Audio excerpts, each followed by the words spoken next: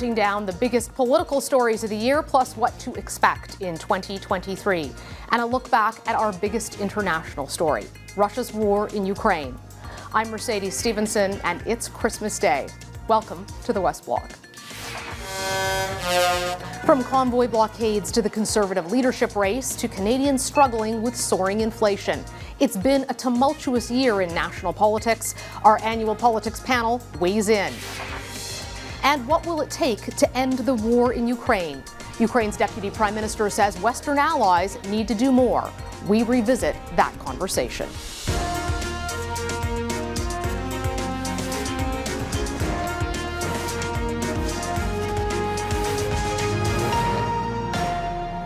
It is time for one of my favorite segments that we do every year. It's our year-end and year look-ahead panel with our political correspondents who give us the behind-the-scenes look on what actually happened, covering some of the biggest stories of the year and some of the insight that we don't always get in those politician interviews or the two-minute packs that we do on the news. We're being joined by Amanda Connolly, who is our breaking news and politics managing editor for Online, Mackenzie Gray, one of our global national correspondents, and of course, David Akin, a veteran of this panel, who is our chief political correspondent. Mac, the year started out with a bit of a bang or a honk, depending on how you look at it for those of us here in Ottawa. The convoy, which we all remember very well. You were in the thick of it. When we were talking about big stories for the year that we were looking back on, this was immediately the one you mentioned. Why did you choose that one? Because it's not just something that's impacted Canadians here, folks in Ottawa, but this was something that people around the world were paying attention to. Everyone was wondering what was going on here in Wellington Street and what was going on in Canada with these truckers, and there was a lot of things happening. We saw various levels of government really drop the ball, particularly the Ottawa municipal government, the police, even the province too, really not stepping in when they were required to be able to help the situation out. And that's why the government says they need to bring the Emergencies Act in. We'll see with Justice Rouleau's report and whether or not that was an important thing to do. But the political ramifications of it saw Aaron O'Toole out and Pierre Poilievre come in. David Akin, you know, the convoy is over, and while they're talking about maybe doing another one, that's sort of very iffy. I don't think the Ottawa police will ever make perhaps the same mistakes they did there. But the concerns about sort of the political environment and the division that it created are still very much alive. Yeah, and I mean, to make it story of the year, it started the year, don't forget, and kind of finished the year with the commission, which was fascinating looking inside. Everybody's fascinated to see if that convoy, let's say, mood carries on into to infect or flavor our politics, depending on your point of view. But clearly, one leader, Pierre Poilievre, was associated in support of the convoy. Is it a feature? Is it a bug? That's a question still out there. I like the Pierre Poilievre story as the story of the year for me because regardless of that, the way he and his party are now doing politics could have some important impacts on all parties. First of all, he became leader by harnessing a lot of people who have never got involved in politics before, younger people who were angry, but they got involved in that campaign. Can he move those people now to vote in a general election? Big question, because that is the holy grail for all parties. Two, the stuff he's done after the election, really the party machinery needed to be modernized, the plumbing of the party.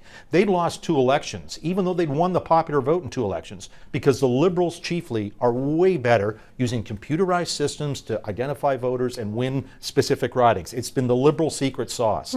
So Poilievre has spent millions, or is spending millions of dollars to overhaul this computer database. They're overhauling their fundraising. If that's done right, that will pay bigger benefits than the choice of leader. Without being able to match the Liberals on their computerized get out the vote stuff, they're not going to win an election. And we did ask for Mr. Poilievre on the show. For viewers who are wondering, we had Mr. Singh on the show. Mr. Trudeau did a year-end interview. We'll air later with our chief anchor, Donna Friesen. Mr. Poilievre's team didn't get back to us. We continue to hope that he will come on the show. But for folks who are wondering, we do give equal opportunities to all leaders.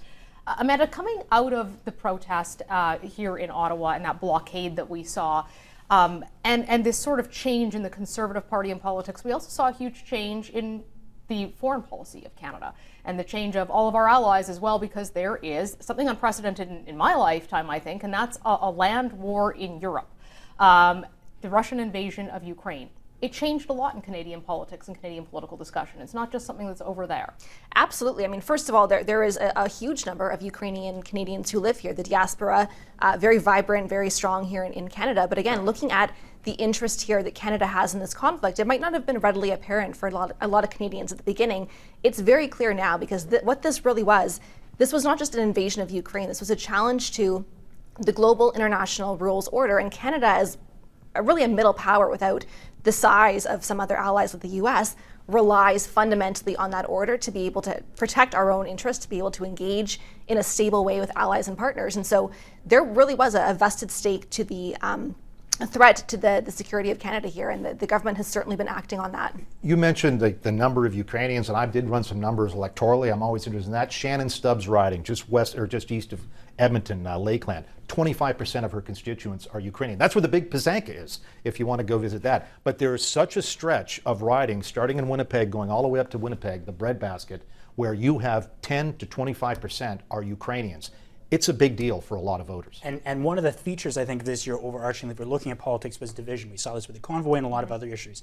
This was one issue that everyone agreed on. There's been widespread support from all parties for what the government's been doing to support Ukraine, which I think is an important thing to mention in a divisive year. How often do you see unity in Canadian politics, right? And when we saw this invasion here, this is one of the rare issues, really. I think Mac is right, where you really do see this broad spectrum support and recognition of the threat and the vital existential almost need to act on this and to do it in a unified manner. Well, and remarkable too in what we saw happen in Ukraine, because everyone was predicting maybe 72 hours and Russian troops would be rolling through Kyiv. I was there in February and March, and the resilience is incredible, and it maintains to this day as Ukrainians face a very difficult winter. It's cold here in Canada. We all have heat.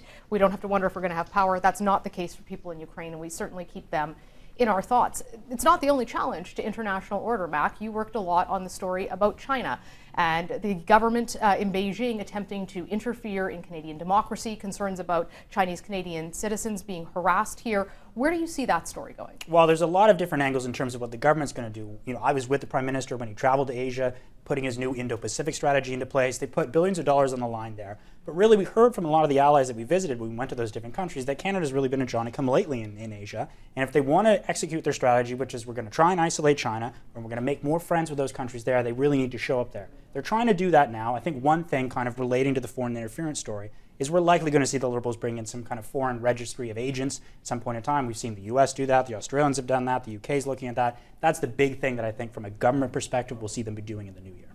Amanda, the tone and tenor of Canadian politics is something that I'm expecting we're going to hear a lot more about in 2023, and I know it's something you've been paying attention to.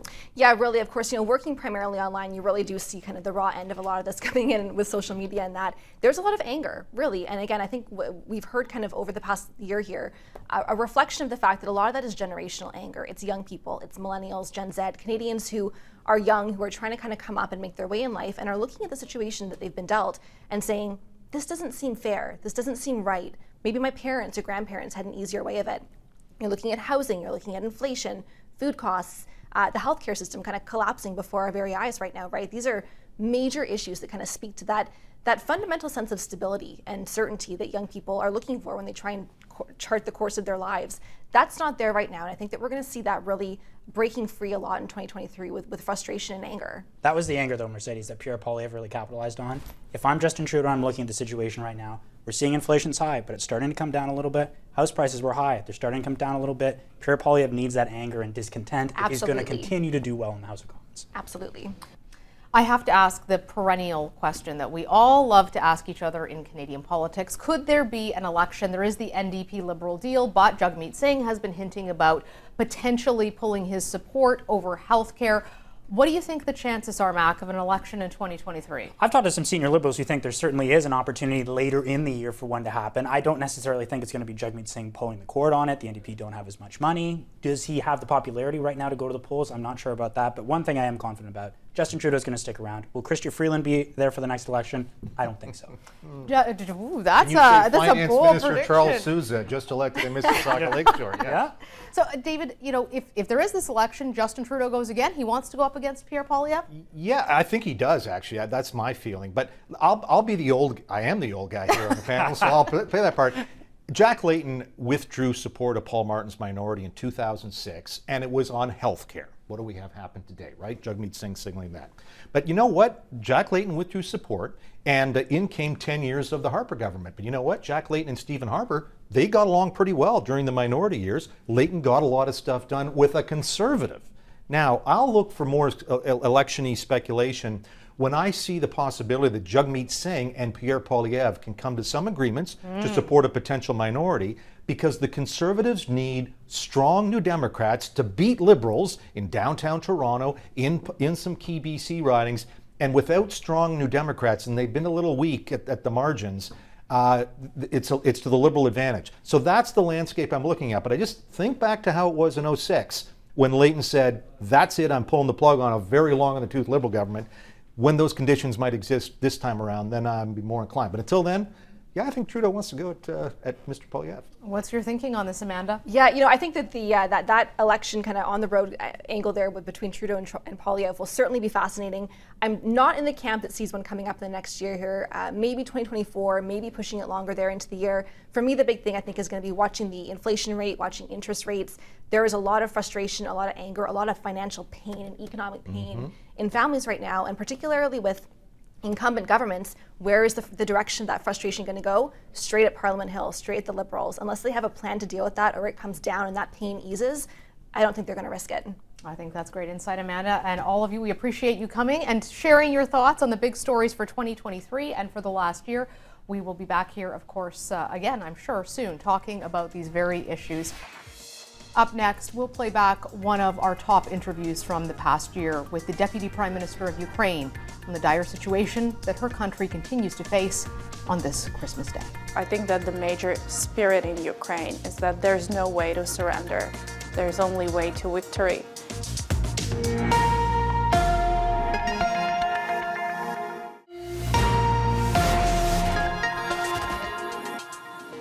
Russia's war in Ukraine dominated international news in 2022. What Russian President Vladimir Putin was hoping would be a quick victory has been anything but. Ukraine, under President Volodymyr Zelensky, has not wavered in its efforts to defend its territory. Despite suffering major setbacks on the ground, Putin continues to target Ukraine's power grid and other critical infrastructure. Western allies, including Canada, have rallied behind Ukraine, and that was very much the focus at the Halifax International Security Forum I attended last month. I sat down there with Ukrainian Deputy Prime Minister Olga Stefanishyna, and here's that conversation. Can you describe for us what the situation is like right now for the people of Ukraine? Well, we got used to live in darkness. Both being affected severely by multiple crimes committed against people, but also the first thing I noticed when I landed to Montreal is that there's so much light around you. This is not what we have. But I think that what is more important is the spirit. This is the spirit which cannot be undermined by any measures of demoralization Russia tries to put on Ukraine, whether it's destroying critical infrastructure, attacking residential buildings, massive torturing of population in the occupied areas, or any failure on a battlefield which forces them to use the hybrid warfare as the major method of their aggression. So I think that the major spirit in Ukraine is that there's no way to surrender. There's only way to victory. And this leads to a permanent failure of Russian Federation.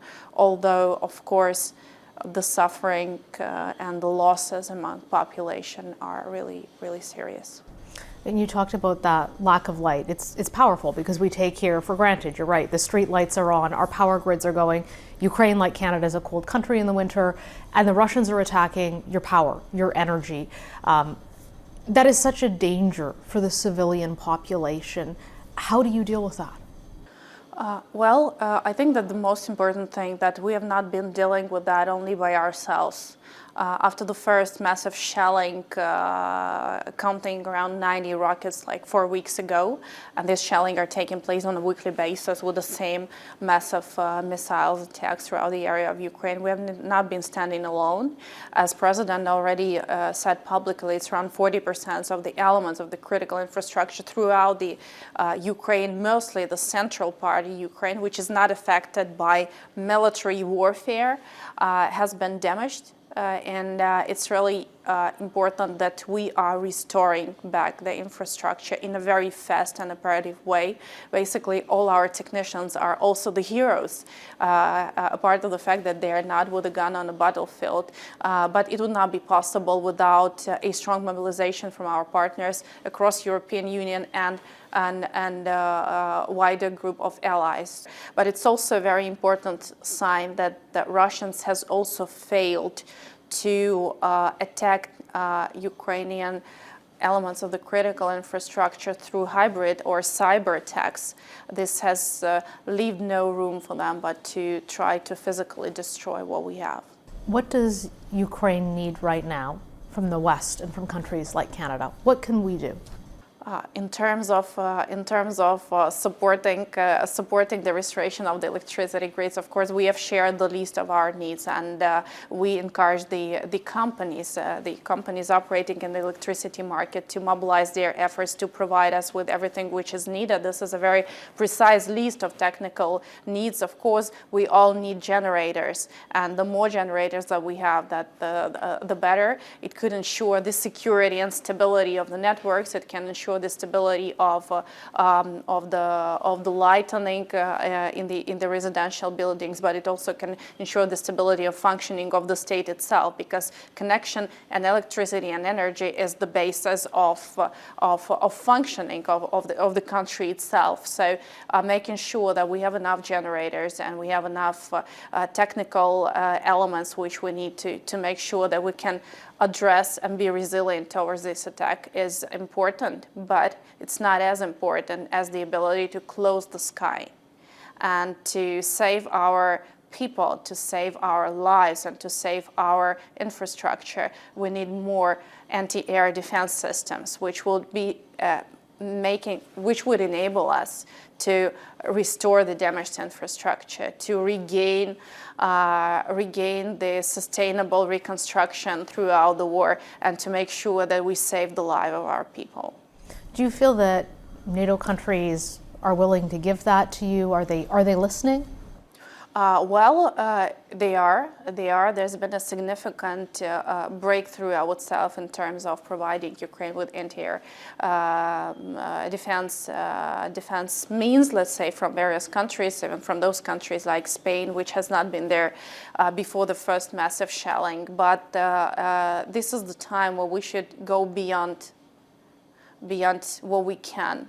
And that's what we are doing on a daily basis in Ukraine, whether it's about military and armed forces of Ukraine, whether it's about those people providing humanitarian assistance, or politicians and ministers who are doing everything possible to go beyond any measures and beyond any boxes. So if some of the allies still think that they've done everything they could, we assure you that you didn't, because the war is lasting, people are dying, and the families are losing their loved ones. Why do you think the Ukrainian military has been so successful? All the experts I talked to behind the scenes back in February said this will be over within 48 to 72 hours.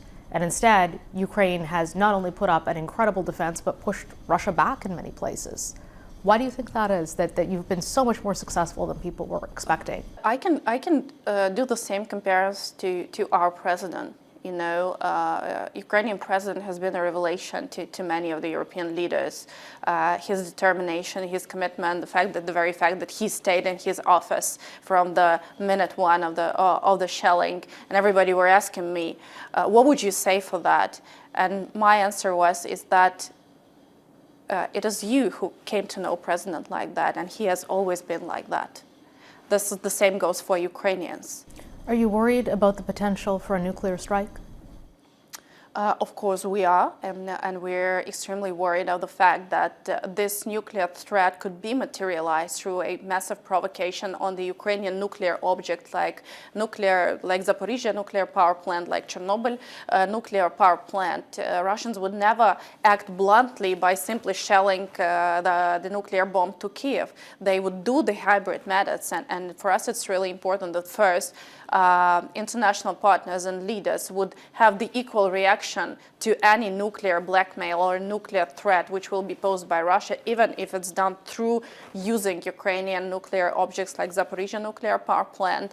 But from the other hand, we understand that this nuclear threat will be hanging over all of us, regardless the fact whether we react strongly or not strongly. There will be such a threat as long as Putin is in power, as long as the war is there, as long as Russia has any hunger for any aggression, whether in Ukraine or Poland or any other country around the world. This threat will be there. The thing is that what we are doing, if we're acting in a way that we do not want to irritate Russia, this nuclear threat will always be there, and this hunger for being unpunished will always be there. So we anyway call upon action to stop Russia, to end the war, and we should do it fast. We should do it in a coordinated way, and I think that it is us, Ukraine and partners, who should make the decision when the war is over, not the Russians. And how do you make that decision?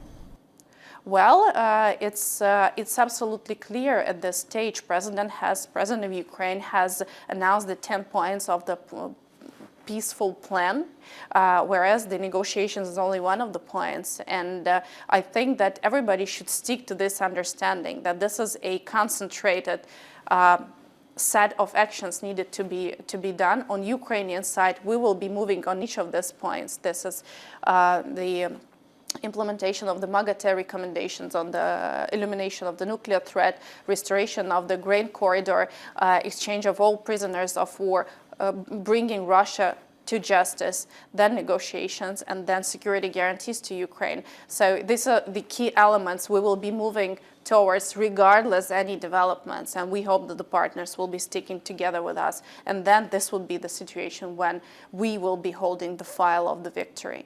Deputy Prime Minister, thank you so much for joining us today. Thank you. Thank you. Up next, as we look ahead to a new year, some final thoughts on 2022.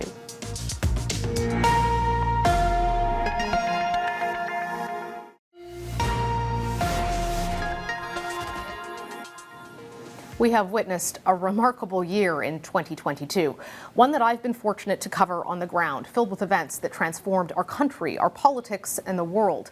It started with the anger and protest of the convoy right here in Ottawa that saw our capital transformed, revealing cracks and divisions in our society. We were then immediately faced with a land war in Europe, and we deployed the West Bloc to witness the bravery and valor of Ukrainians. We were also reminded that the greatest victims of war are also the most vulnerable. At home, the face of politics changed with Pierre Poilievre's massive win to become the leader of the Conservative Party of Canada and Premier Danielle Smith's victory in Alberta. And we marked the passing of the Queen, Canada's longest reigning sovereign. We appreciate you joining us on this journey, and I'd like to take this opportunity to thank the small but mighty team who you don't see with me on the air, but they are the people who get me to air, and I appreciate them, especially producers Bernadette Vanesta, David Baxter, Jillian Piper, Brian Mullen, our editors Frank Bolt, David de la Harpe, and Diana Hagermeyer, and Luigi de la Penta, one of our cameramen here, as well as Sarah Krizak, my makeup artist who makes me look like this. I'd also like to thank our director Clint Baradell and the rest of the amazing Edmonton team. This is a cross-country effort to put the West Bloc together. From all of us here to you, Merry Christmas, Happy Holidays, and we'll see you in the new year.